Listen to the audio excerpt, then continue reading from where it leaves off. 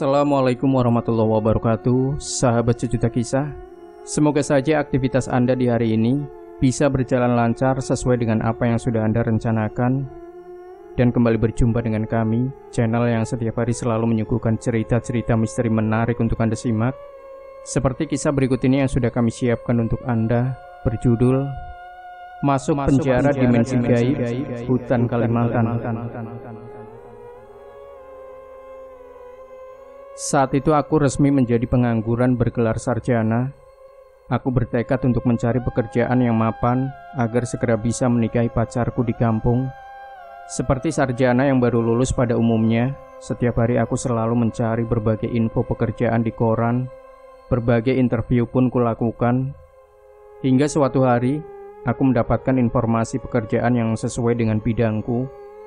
Aku mendapatkan pekerjaan di perusahaan kayu nasional dengan syarat harus bersedia ditempatkan di pedalaman Kalimantan. Ku ambil kesempatan ini karena untuk mendapatkan pekerjaan yang bagus di Jakarta itu banyak saingannya dan tidak ada ruginya. Aku masih single dan ingin punya pengalaman bekerja. Singkat cerita, tibalah saatnya aku ditugaskan oleh atasanku untuk ditempatkan sebagai bagian kepala operasional di hutan Kalimantan. Disinilah aku mendapatkan pengalaman yang sampai detik ini membayangiku.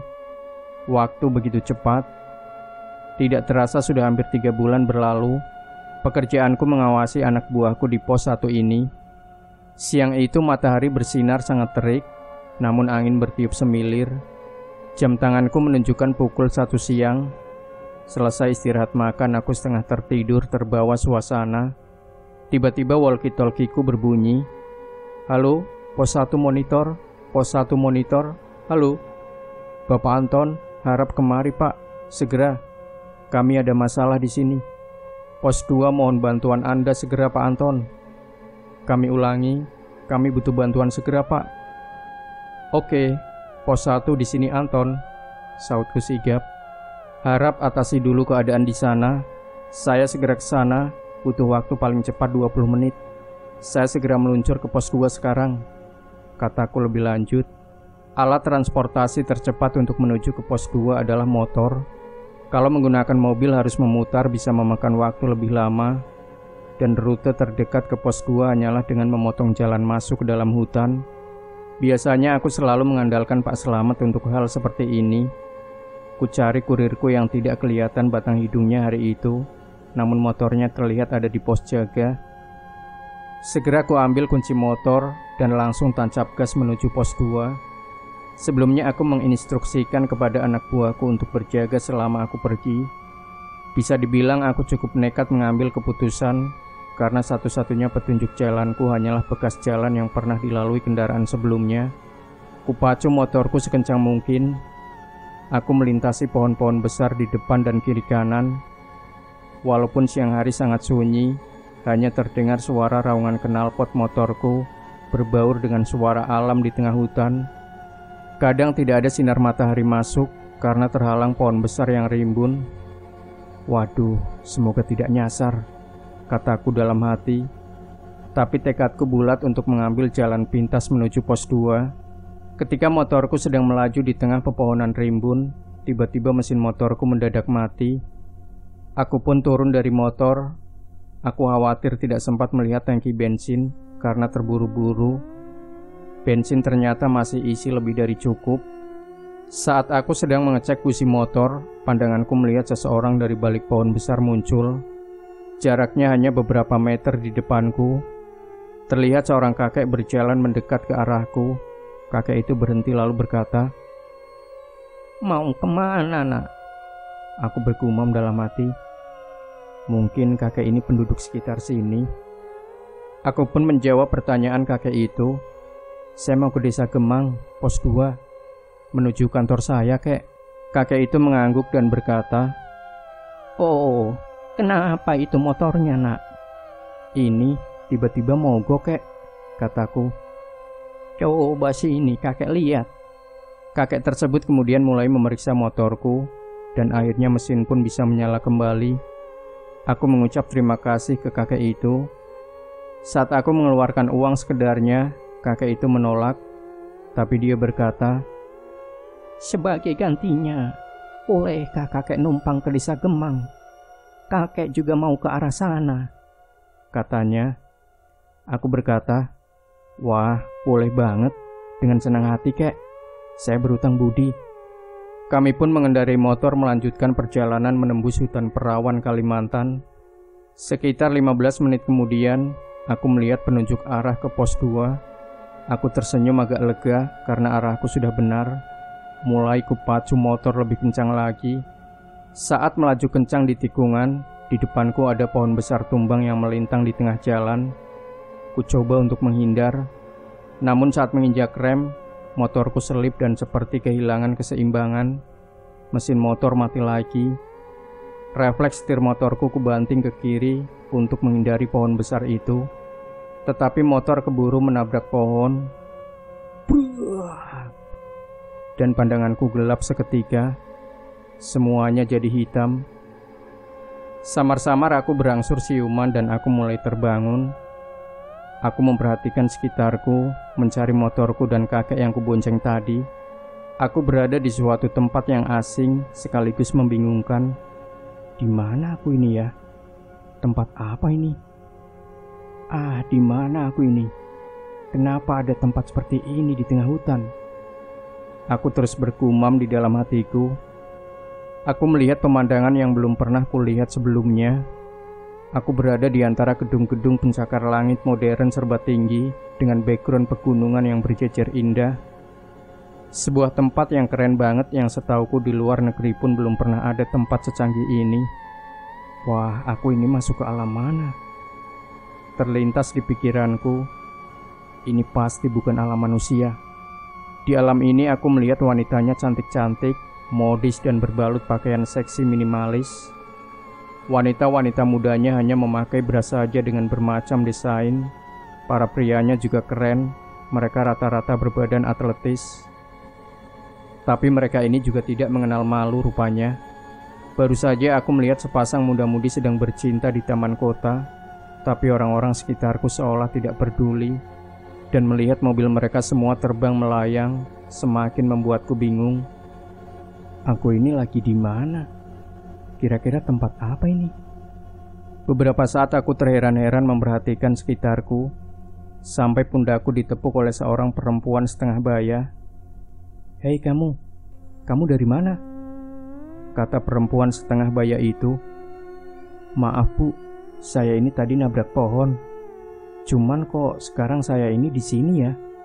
Saya ini mau ke desa Gemang," kataku bingung. "Ini Gemang?" kata perempuan itu. Bukan, kantor pos 2 saya nggak begini," kataku kepadanya. "Loh, ini Gemang," kembali perempuan itu menegaskan. Perempuan itu tersenyum sambil menatapku. Dia berkata, "Oh, nak, kamu itu ganteng. Kamu mau nggak saya nikahin sama putri saya?" Aku pun terdiam dan mencoba menjawab dengan berhati-hati. Singkat cerita, akhirnya saya sudah mulai sadar ini bukan tempat manusia tinggal. Perempuan setengah baya itu kembali membujuk. "Anak saya ada yang cantik loh. Kamu tadi dibawa ke sini tuh sama kakek saya." Oh, jadi ternyata kakek yang numpang motor denganku itu adalah kakek yang menjerumuskan aku ke alam ini. Batinku dalam hati. "Kamu benar gak mau nikah sama anak saya?" desaknya. "Enggak dong. Kan kita mana mungkin antara jin sama manusia bisa menikah. Gak mungkin itu," kataku kepada perempuan itu. "Oh, nanti dulu." Si perempuan itu setengah berteriak, "Bangsa jin itu banyak yang menikah sama bangsa manusia. Kamu aja yang gak tahu," katanya kesal. "Coba itu Nabi Sulaiman dengan Ratu Bilqis. Memang kamu pikir Ratu Bilqis itu siapa? Dia itu bangsa kita, bangsa jin, dan bisa mempunyai keturunan. Kita ini mencari manusia-manusia yang mau menikah dengan bangsa jin, supaya mempunyai keturunan yang jauh lebih hebat powernya." Perempuan itu berkata meyakinkanku. "Wah, saya gak akan mau. Akal saya masih jalan," kataku bersikeras. "Yaudah, kalau kamu gak mau, kamu saya masukin penjara," katanya marah. Penjara mereka adalah penjara yang canggih, terisolasi dari dunia luar, berada di tempat paling dasar. Aku memikirkan apa yang baru saja terjadi, mengingat satu demi satu urutan kejadian demi kejadian, memikirkan pacarku di sana, orang tuaku, teman-temanku di luar sana pasti pada kebingungan mencariku saat ini. Sampai akhirnya aku mendengar ada seseorang membuka kunci pintu penjara. Di depanku seorang wanita muda berwajah sangat cantik, putih padat berisi, lekuk tubuh yang sempurna, tinggi bagaikan supermodel. Wanita muda itu hanya memakai bra berwarna hitam dan G-string, terlihat di balik kain sifon model Victoria's Secret yang menerawang. Artis yang paling keren pun di duniaku sepertinya nggak ada yang sesempurna ini. Ini cantiknya beda, batinku. Wanita muda itu membawa makanan dan minuman dan mendekatiku, lalu berbisik di telingaku, "Kamu lapar nggak?" Laki-laki normal manapun pasti tidak mampu menolak, apalagi dalam keadaan perut kosong belum makan dan minum. Aku berpikir dalam hati, mungkin ini anak gadis yang dimaksud ibu itu tadi. Lalu aku makan dan minum dengan lahap di depannya. Selesai makan dan minum, sepertinya aku mulai berubah pikiran.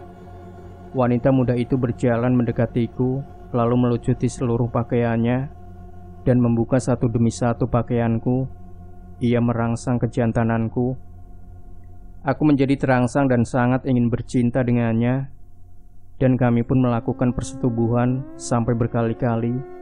Permainan wanita muda ini sangatlah luar biasa. Aku berhubungan badan lebih dari 3-4 kali dengan wanita itu, sampai puas dan tertidur pulas karena kecapean. Wajahku terkena bias sinar matahari di siang yang terik. Aku dibangunkan oleh bapak pembawa kayu hutan. Aku terbangun dalam keadaan tidak memakai baju. Posisiku terbaring kira-kira berapa ratus meter dari motorku yang hancur. Pak, Bapak ingat kenapa aku ada di sini?" kata orang-orang yang mulai banyak berkerumun. Aku masih setengah sadar dan lemas. Setelah kejadian itu aku minta izin atasanku dan memberiku libur. Aku pun pulang ke kampungku, bertemu dengan orang tuaku, lalu bertemu dengan pacarku di kampung, dan aku pun minta pacarku untuk menikah. Selang beberapa bulan setelah pernikahan, aku selalu terbangun, mendengar suara bayi menangis hampir setiap malam di telingaku, membuat perasaanku menjadi tidak nyaman. Sampai akhirnya aku bertemu dengan guru ngaji istriku yang juga seorang kiai. Aku pun berbicara dengan Pak Kiai tersebut. "Saya ini kenapa ya? Kok setiap kali di tengah malam hari dan setelah maghrib, di kuping saya ada terdengar suara bayi menangis?" Kiai itu terdiam sesaat dan berkata, "Itu darah dagingmu." "Maksudnya apa ya, Kiai?" kataku bingung. Kiai itu berkata, "Menurut saya, kamu pernah melakukan perzinahan dengan jin. Kamu punya anak di dunia sana. Saya akan bantu menghilangkan suara-suara itu, tapi saya tidak akan memutus karena dia itu masih darah dagingmu." Lalu kiai itu memberiku rapalan-rapalan doa. Suara-suara tangisan itu berangsur menghilang, tetapi minimal dalam sebulan sekali aku masih bisa mendengar. Kadang dalam tidur, aku bermimpi. Aku melihat muka anakku yang ternyata bukan cuma satu, tapi ada beberapa. Saat terbangun dari mimpi, aku sadar bahwa aku adalah bapak biologis dari anak-anak yang beda alam itu. Demikian sahabat Sejuta Kisah, jangan lupa berikan komentar Anda, like, share video ini, subscribe channel Sejuta Kisah, dan kembali nantikan cerita-cerita misteri terbaru dari kami. Wassalamualaikum warahmatullahi wabarakatuh.